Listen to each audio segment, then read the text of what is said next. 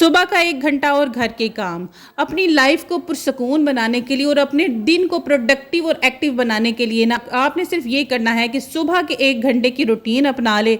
यकीन करें आपके घर में आपका खाना भी बनेगा, सफाइयाँ भी होंगी, घर का कोई काम ऐसा नहीं होगा जो रह जाएगा। इवन आप डीप क्लीनिंग भी कर सकती हैं। बस आपने करना यह है कि आपने इस वीडियो को भी पूरा देखना है और मेरी इस रूटीन को भी आपने ज़रूर फॉलो करना है। यकीन करें आपका दिन बहुत ही ज़्यादा प्रोडक्टिव होगा। होम मेकिंग में ना प्रोडक्टिविटी का मतलब ये नहीं है कि खुद को थका देना है। होम मेकिंग में प्रोडक्टिविटी का मतलब ये होना चाहिए कि हम अपने कामों को ऐसे स्मार्टली मैनेज करें कि ना तो हमें थकन हो और घर के तमाम काम इवन डीप क्लीनिंग तक साथ ही मैनेज होती चली जाए। सबसे पहला और इम्पॉर्टेंट काम, अपने दिन की शुरुआत में ही अगर आप एक लिस्ट बना लेना कि आज के दिन आपने कौन कौन से काम करने हैं, तो यकीन करें आपको बहुत ही ज़्यादा आसानी हो जाएगी। आज सुबह मैंने नाश्ता बनाने से पहले ही मेरी लिस्ट में ये काम था कि मैंने अपने सोफ़ों को साफ़ करना था। मानसून की वजह से ना इनमें से ना एक बड़ी ही गंदी स्मेल आ रही थी। सीलन बहुत ज़्यादा है मेरे घर में और इस बहुत ज़्यादा सीलन की वजह से जैसे ही ड्राइंग रूम में एंटर हो वहाँ से स्मेल आने लग जाती है। तो मैंने सिर्फ क्या किया, बेकिंग सोडा इसके ऊपर डाल दिया ताकि जब तक मैं नाश्ता बना रही हूँ इसके ऊपर से जो बेकिंग सोडा है इसके अंदर जो स्मेल है उसको वो निकाल ले। घर के कामों को स्मार्टली मैनेज करने के लिए ना जो चीज़ सबसे ज़्यादा इंपॉर्टेंट है ना, जो नंबर 1 पे आनी चाहिए, वो तो यही है कि हमारा अपना खाना पीना। हम खुद क्या खाती हैं, अपने बच्चों के लिए, अपनी फैमिली के लिए तो हम तरह तरह की डिशेस भी बना लेती हैं, तरह तरह के खाने भी बना लेती हैं। लेकिन हम क्या करती हैं, हम जो भी सबकी प्लेट्स में बचा हुआ होता है ना, हम बस क्या करती हैं उसी को उठाती हैं और कहती हैं चलो मेरे लिए इतना ही बहुत है, अब मैं क्या अपने लिए बनाऊं। लेकिन कोशिश क्या करें कि हर दिन अपने लिए जैसे सबके लिए नाश्ता बनाती हैं अपने लिए भी ना वैसे ही नाश्ता बनाया करें। जो नाश्ता आपको करना पसंद है ना, कोशिश किया करें वही खाया करें। मैं ना कोई बहुत ही ज़्यादा पराठे की लवर इंसान कोई नहीं हूँ कि मुझे पराठा ना मिला तो मेरा दिन नहीं होगा।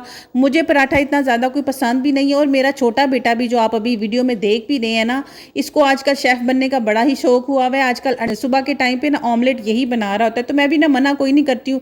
मैं कहती हूँ चलो कोई नहीं, साथ साथ मेरे साथ बातें करते हैं, साथ साथ हम दोनों माँ बेटा काम कर लेते हैं और इसी तरह ना बच्चों को एक हैबिट डेवलप हो जाती है। और वो कभी कभार ऐसा होता है ना कि हम लोग बीमार भी पड़ जाती हैं, तो बच्चे क्या करते हैं कि वो अपने लिए ना इतना सा तो कम से कम कर सकते हैं। और माशाल्लाह से ना ये मेरा बेटा अब चाय भी बना लेता है।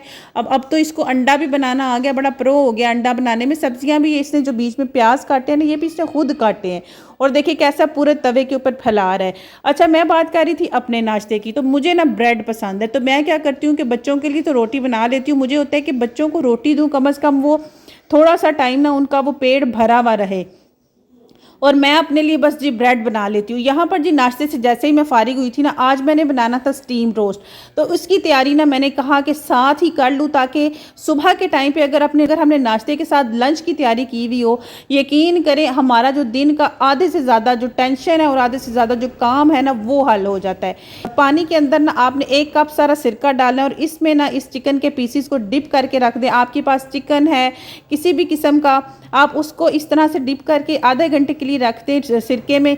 आप यकीन करें बहुत ही मज़ेदार सा जो आपका स्टीम रोस्ट है ना वो बनेगा। मैं आपको आगे वीडियो में ना इसकी रेसिपी भी शेयर करूंगी। यहाँ पर जी आज मेरे घर में ना कुदरती सीढ़ी आई हुई थी, मुझे तो बहाना मिल गया पंखे साफ़ करने का।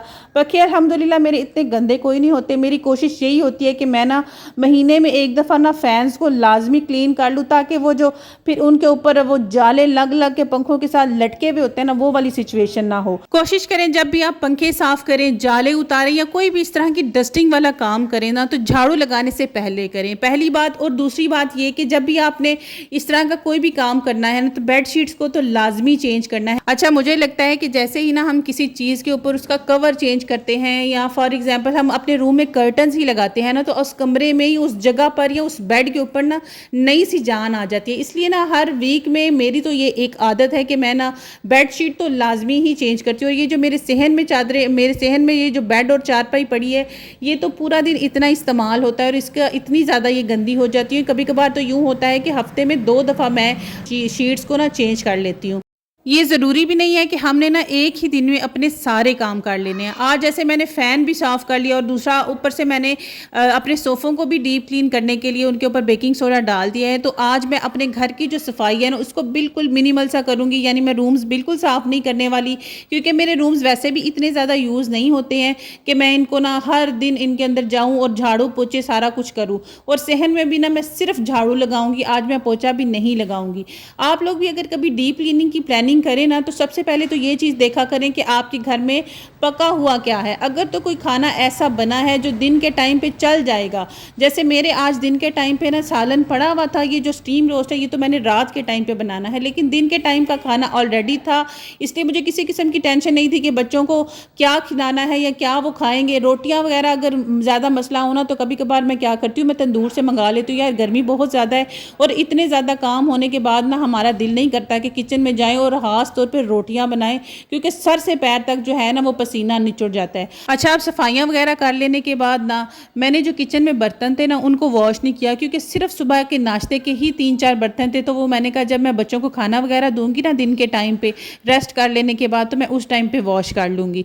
अब इस सोल्यूशन में ना मैंने कोई ज़्यादा चीज़ें नहीं डाली हैं। फैब्रिक कंडीशनर डाला है, पानी डाला है, सर्फ डाला है और मैंने ना बीच में फिनाइल भी ऐड कर लिया, ताकि जो जर्म्स वगैरह है ना, वो बेकिंग सोडा के साथ जर्म्स तो जाएंगे, लेकिन साथ ही ना मैंने फिनाइल भी डाल लिया कि चलो फिनाइल से ना जर्म्स और ज़्यादा जो है वो मर जाएं और इसमें ना थोड़ी सी अच्छी सी खुशबू आ जाए। आपने ना इस तरह से जो लोहे का अगर आप ले लें तो वो ज़्यादा सही होगा। इससे पकड़ पकड़ के ना आपने इसके कोनों में भी इसको मारना है, क्योंकि ये जो जगह होती है ना सोफ़ों की, इनके अंदर ना तो हाथ मारने को दिल भी नहीं करता। मुझे तो वैसे डर लगता है कि कहीं से ना कोई छिपकली या कोई चीज़ ऐसी निकल ना जाए, क्योंकि मुझे छिपकली से बहुत ही ज़्यादा डर लगता है। तो बस इसको ना आपने थोड़ा सा रगड़ रगड़ के मारे और देखिएगा कि आपके सोफ़े फ़ौरन से साफ़ भी हो जाएंगे और फैब्रिक कंडीशनर की वजह से ना बड़ी ही अच्छी सी भीनी सी खुशबू आने लग जाएगी।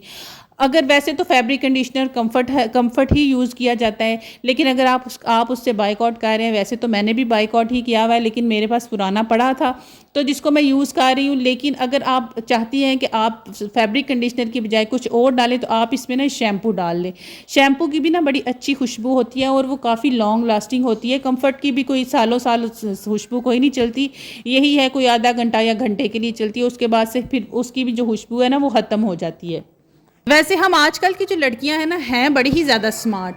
हम लोग हर चीज़ को ना बहुत ही अच्छे तरीके से और बड़ी ही स्मार्टली मैनेज कर लेती है। जब मेरी शादी हुई ना, तो मेरी शादी से पहले ना मैं अकेली ही बेटी थी अपने माँ बाप की, तो घर के ना कोई ज़्यादा काम मुझे नहीं आते थे, या यूँ कह लें कि मैं घर के कभी कोई काम किया ही नहीं करती थी। सिर्फ जी माँ बाप ने पढ़ने के लिए छोड़ा हुआ था, लेकिन कभी कभी जब अम्मा जुल्म करने पर आती थी ना, तो एक ही दफ़ा बड़े सारा करवा लेती थी। लेकिन चले फिर भी वो माँ बाप का घर होता था ना। लेकिन मेरी अम्मी कहती थी इसकी शादी होगी तो ये क्या करेगी, लेकिन शादी हुई तो ऐसा सर पे पड़ा, सब जिम्मेदारियां अल्लाह ने ऐसी सर पे डाली कि अब माशाल्लाह से मैं हर काम को ना बड़े ही अच्छे तरीके से संभाल लेती हूँ और हर चीज़ को बड़े अच्छे तरीके से मैनेज कर लेती हूँ। इवन 10 साल से मैं एक सिंगल पेरेंट होने के बावजूद भी अपने घर की तमाम ज़रूरियात, अपने अखराजात, अपने बच्चों को, हर चीज़ को इतने अच्छे तरीके से लेकर चलती हूँ कि मैं कहती हूँ हर लड़की को ना अल्लाह पाक इतना ही ज़्यादा स्ट्रॉन्ग बनाए जितना मुझे। लेकिन हाँ, मेरी लाइफ में जो मुश्किलात हैं वो किसी लड़की की लाइफ में ना हो। अब घर के तमाम काम हो गए, घर की थोड़ी बहुत डीप क्लीनिंग भी हो गई, उसके बाद मैंने रेस्ट भी कर लिया माशाल्लाह से। और अब यहाँ पर जी शाम का टाइम हो गया, तो मैंने कहा कि चलो जो है वो सबसे पहला जो काम है ना वो आटा गूंदने का कर लूँ, क्योंकि सुबह के टाइम पे ना आटा नहीं था। तो बच्चों ने दिन के टाइम पे तो तंदूर से रोटियाँ लाकर खा ली थी, लेकिन शाम को अब बच्चों को ये नहीं कह सकती कि तंदूर पर जाओ रोटियाँ लेके आओ, वरना उन्होंने कहना है मामा इतनी गर्मी में हमसे तंदूर पर नहीं जाने होता। अच्छा, मैं ना आटा बहुत ही थोड़ा गूंदती हूँ, क्योंकि आप लोगों के साथ भी ये होता है कि आपके हाथ का जो आटा है वो ख़राब हो जाता है। मेरे हाथ का ना आटा बहुत जल्दी ख़राब हो जाता है। शायद वो कहते हैं गर्मी की वजह से ऐसा होता है कि जी तुम्हारे हाथ में गर्मी बड़ी ज़्यादा है, इस वजह से, मुझे तो ये पता नहीं है, लेकिन हाँ आटा मेरे ना हाथ का बड़ा जल्दी ख़राब हो जाता है। अच्छा, यहाँ पर ना चिकन को ना जो हमने सिरके के अंदर डिबो के रखा था ना, इसमें से देखिए चिकन के अंदर से जितना भी ब्लड होगा ना वो सारा निकल जाएगा। और चिकन के अंदर पता स्टीम रोस्ट करें ना तो एक स्मेल चिकन की रह जाती है, वो जाती नहीं है। इससे आपके चिकन की ना स्मेल नहीं जाएगी। और दूसरा ट्रिक आपको ये बताऊंगी कि जो आपका जो स्टीम रोस्ट है या आप किसी भी किस्म का रोस्ट करते हैं, तो वो बोटी के अंदर तक जो उसकी नमक है वो नहीं जाता। और जब तक अंदर तक बोटी के नमक ना गया हुआ हो तो उसका खाने का मज़ा नहीं आता, क्योंकि बाहर से जो ऊपर तो मसाला लगा हुआ होता है उसका तो मज़ा आता है, लेकिन जो अंदर से होता है ना उसका जब मज़ा नहीं ना आता, जब उसके अंदर कोई मसाला ना गया हुआ हो, तो फिर ना वो स्टीम रोस्ट फेल है। यहाँ पर आपने ना बस इसको अच्छे तरीके से ना वॉश कर लेना है प्लेन पानी के साथ, और इसको ना आपने रख देना है ताकि इसका जितना भी एक्स्ट्रा पानी है ना वो स्ट्रेन हो जाए। जब तक चिकन स्ट्रेन हो रहा है ना, हम अपनी मैरिनेशन की तैयारी कर लेते हैं। और मैं आपको यकीन से कहती हूँ कि अगर आप इस रेसिपी को फॉलो करेंगे ना, तो यकीन करें, आपका स्टीम रोस्ट हो या आप नॉर्मल रोस्ट भी बना रहे हैं ना, तो अगर आप इस तरीके से बनाएंगे ना, आपका रोस्ट बहुत ही ज़्यादा जूसी होगा, मसाले इसके अंदर तक जो है ना वो गए हुए होंगे। तो आपने ये बेसिक से इंग्रेडिएंट्स हैं और सारी इंग्रेडिएंट्स घर पे होते हैं। शान का आपने ना ये जो मसाला है ये लेना है तंदूरी वाला, ठीक है। आधा चम्मच सारा आपने लाल मिर्च डाल दी है, आधा चम्मच ही आपने कुटी हुई लाल मिर्च डालनी है। मैं ना स्पाइसेस बहुत ही ज़्यादा कम यूज़ करती हूँ, आप स्पाइसेस अपने हिसाब से ना एडजस्ट कर लीजिएगा, और चिकन की क्वांटिटी के हिसाब से। बाकी जो टिप्स एंड ट्रिक्स है ना वो यही है कि सबसे पहले तो आपने इसको सिरके में डिबो के रखना है, और जो दूसरा ट्रिक है ना वो अभी आपको बताऊंगी। अब अच्छा, इसमें ना मैंने दही भी ऐड किया, और इसको ना मिक्स करके आपने क्या करना है, रख देना है। गरम मसाला आपने बहुत ज़्यादा डालना है, मुझे तो गरम मसाला बहुत ही ज़्यादा पसंद है, इसलिए मैं ना ज़्यादा ही डालती हूँ।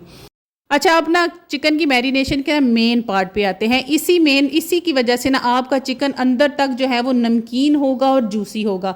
आपने देखा भी होगा कि मैरिनेशन के अंदर ना तो मैंने नमक डाला है और ना ही लेमन का यूज़ किया है। वो वजह ये है कि आपने ना 1 चम्मच सारा नमक, यानी कि या नमक आपने अपनी ज़रूरत के अकॉर्डिंग ले लेना है, 2 लेमन लेने हैं, और इसको ना इस तरह से मिक्स करके ना लेमन और नमक को आपने ना चिकन के जितने भी कट्स लगे हुए हैं इसके अंदर तक आपने उसको रब करना है, और लेमन को और नमक को लगा के ना सिर्फ आधे घंटे के लिए रख दें। आप यकीन करें, आपका जो रोस्ट होगा या सादा, अगर कभी कभार आप फ्राई भी गोश्त करती हैं ना, तब भी अगर आप करेंगी ना तो इतना मज़े का बनेगा, जूसी बनेगा, और अंदर तक इसके नमक होगा। बस यहाँ पर ना इस सारे को आपने ना अच्छे तरीके से रब करके ना नमक को पूरे चिकन की दोनों साइडों पे तो रख देना है। जब भी ना मैं रोस्ट बनाती थी ना, तो मैं कहती थी कि क्या मसला है, नमक अंदर तक क्यों नहीं जाता। तो फिर जब से मैंने ये रेसिपी ट्राई की है ना, और यकीन करें, मेरे तो फैमिली में कोई भी मेरे हाथ का रोस्ट खाता है ना, तो उसको तो बहुत ही मज़ा आता है। अब बस आधे घंटे के बाद आपने क्या करना है कि इस सारे चिकन को ना इस मिक्सचर में डाल दें, और ना इसको डाल के रख दें। अभी मेरे पास काफ़ी टाइम अवेलेबल था, शाम के सिर्फ 4 या 5 ही बजे थे, तो मैंने कहा चलो 2-3 घंटे के लिए ये मैरिनेशन में भी डिप रहेगा ना, तो और ही ज़्यादा अच्छा टेस्ट आ जाएगा। और जिस प्लेट में या बर्तन में आपने इसको नमक और लेमन लगा के रखा हुआ होगा ना, उसमें जितने भी जूसेस होंगे ना, आपने वापस इसी मैरिनेशन में डाल देने हैं। यहाँ पर ना मैंने थोड़े से कपड़े भी धोए हुए थे, और ना मानसून की वजह से ना एक दिन में कपड़े ड्राई नहीं होते, तो मैंने क्या किया था कि कपड़े हालांकि मैंने कल धोए थे, लेकिन सुबह फजर की नमाज़ पढ़ने के बाद ना मैंने ना ऊपर आके ना इन तमाम कपड़ों को ना ऊपर फैला दिया था। शाम के टाइम पर मैंने बच्चों को कहा कि जाएँ और जाके ना उतार के लेके आए। ये मेरी कज़न का बेटा है जो ना साथ हमारे हेल्प कर रहा था। और ना बच्चों को ना ये छोटे छोटे काम ज़रूर करवाया करें। मेरे बच्चों को तो मैंने इतना ट्रेन किया हुआ है, जिस दिन मैंने मशीन लगानी है ना, कपड़े छत पर इन्होंने फैला के आने हैं, और इन्होंने ही छत से उतार के लाने हैं। कोई दिन होता है ऐसा जिस दिन ये अवेलेबल ना हो, तो मैं छत पे जाती हूँ और कपड़े तारों पे फैलाती हूँ। ये अभी भी कुछ कपड़े ऐसे थे जो कि गीले थे।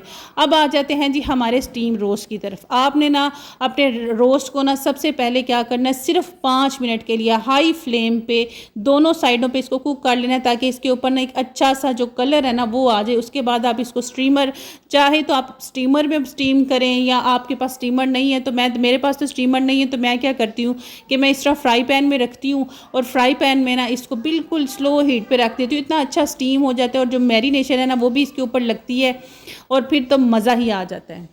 तो जी मेरी प्यारी प्यारी बहनों, अगर आपको ये रेसिपी अच्छी लगी है, और अगर आप इसको फॉलो करें, तो मुझे कमेंट सेक्शन में ज़रूर बताइएगा कि कैसा बना था आपका रोस्ट। तो आज की व्लॉग के लिए इतना ही। इंशाल्लाह आपसे कल दोबारा मुलाकात होगी एक अच्छे और एनर्जेटिक से व्लॉग के साथ। आपने बस करना यह है कि आपने चैनल को करना है सब्सक्राइब, वीडियो को लाइक और शेयर करना है ज़्यादा से ज़्यादा। दुआओं में याद रखिएगा इस सिंगल मदर को। बस ये है कि मैं अपनी लाइफ की किसी भी किस्म की प्रॉब्लम्स आपके साथ शेयर नहीं करती, एक्टिव रूटीन शेयर करती हूँ। अल्लाह हाफिज़।